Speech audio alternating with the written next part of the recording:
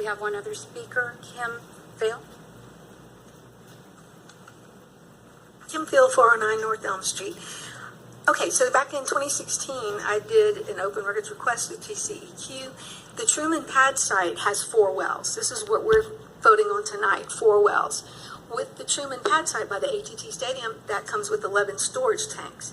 And with 4 wells and 11 storage tanks, you're going to get 80 pounds, and this is what Chesapeake turned in to TCEQ. This is what they had to report.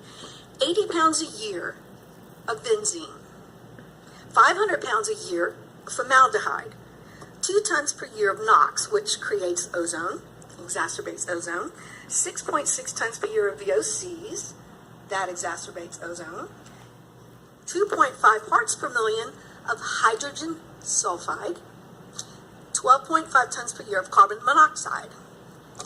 So tell me, do we want that 300, 600 feet? Why did Fort Worth ask for 1,000 feet from their schools? Come on, let's be a leader. These 4 wells are going to be administratively approved. What if they want to what if they can fit 10, 12 more wells?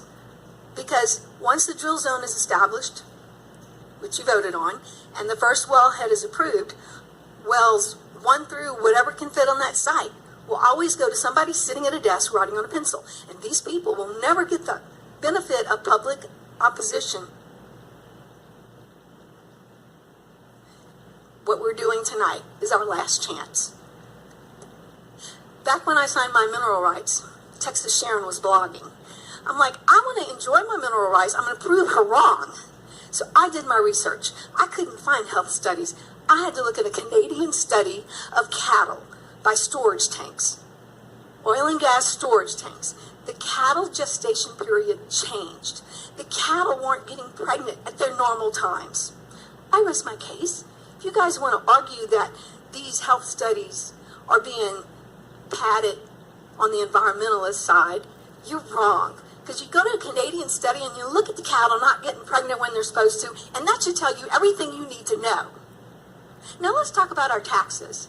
You guys have been really sly about not mentioning how these pad sites, the highest and best use, have lost 95% of their taxable value.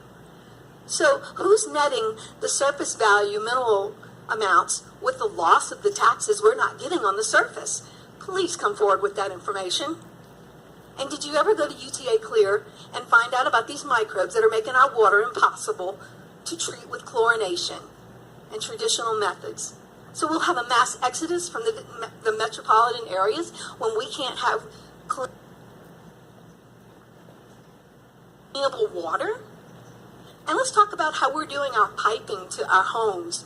We're replacing metal piping with HDPE plastic piping. Piggybacking that through nobody that makes HDPE piping will guarantee it to be benzene resistant, because there doesn't exist plastic that is benzene resistant.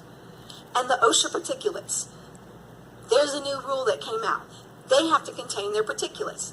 Oil and gas industry gets 3 years to comply, because when you frack, that stuff just goes everywhere. And those silly little pillowcases just do not do the trick. Thank you, Ms. Phil.